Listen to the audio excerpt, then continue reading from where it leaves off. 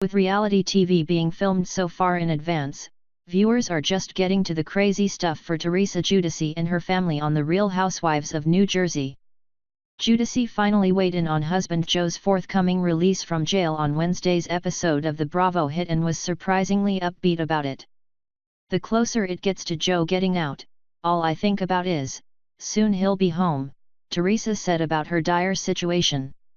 "I don't even talk about deportation. That's all negative thoughts. To me, Joe's coming home, and that's it." What? Do we sense a hint of denial there, Teresa? The immigration court ruled to deport Joe to Italy when he finished out his 41-month prison sentence.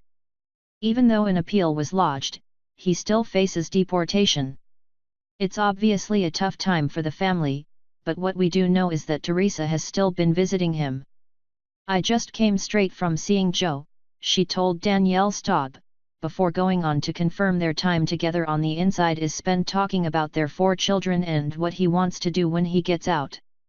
The conversation quickly turned to what Joe tried to do when Teresa visited him. "He's trying to touch my A." I'm like, "Get your hand off of my A," Teresa laughed. "You're not allowed to do that." It's not uncommon for lovers to want to get closer to each other after spending so long apart. There have been many rumors of late that Teresa is ready to call time on her marriage. There was that time she was all over social media without her wedding ring.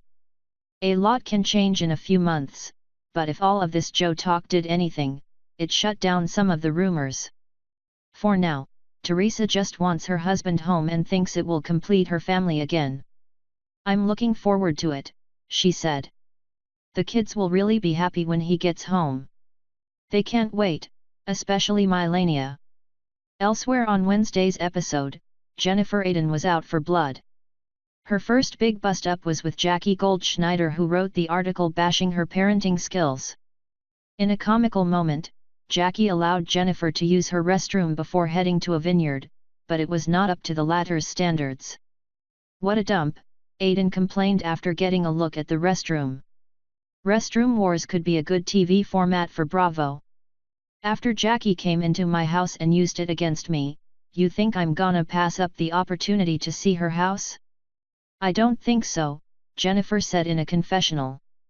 While on the bus, Jennifer started dishing out gifts she brought back from Turkey, but she turned to Margaret and uttered the following: "Yours got lost in the mail along with the mail-order bride that never was."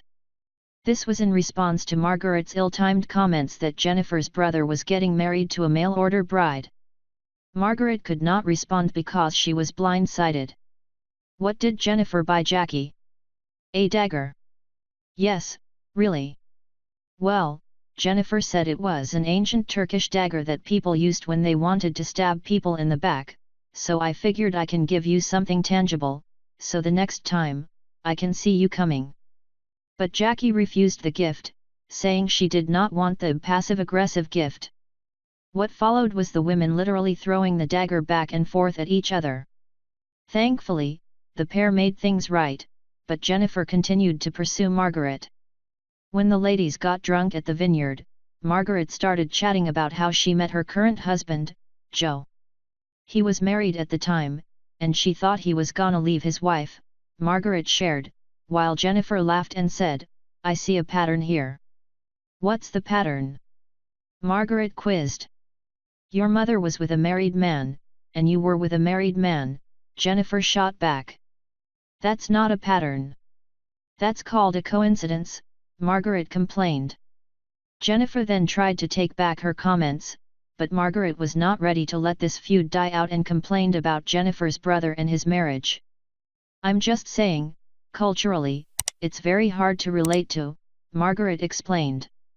"So you can't relate to people who have set up marriages, and I can't relate to people who have affairs with married men," Jennifer fired back. "Who sleeps in the F-King pool house?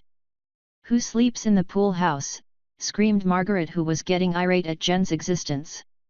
"You avoid making comments on something that you don't understand, and I'll avoid making comments on things that I don't understand, like breaking up a family," Jennifer yelled. Later in the episode, the ladies attended an event for Milania that celebrated her song's release, and there were fireworks. Danielle previously told Teresa that Margaret said she was not to trust Teresa or Melissa Gorga. "I never said that," Margaret said.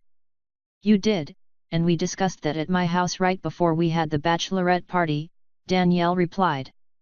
Margaret said that Staub said to her, "I don't know who to trust," and that her response was, "Well then don't trust anybody." Margaret eventually walked off because she was tired of the drama. That's when the husbands started arguing. Marty told Joe that Margaret was jealous of Danielle and that Margaret doesn't want to walk into a room with Danielle because nobody will look at Margaret. Joe did not take that too well, and Joe Gorga stepped in to prevent him from punching Marty. "What the hell, right?"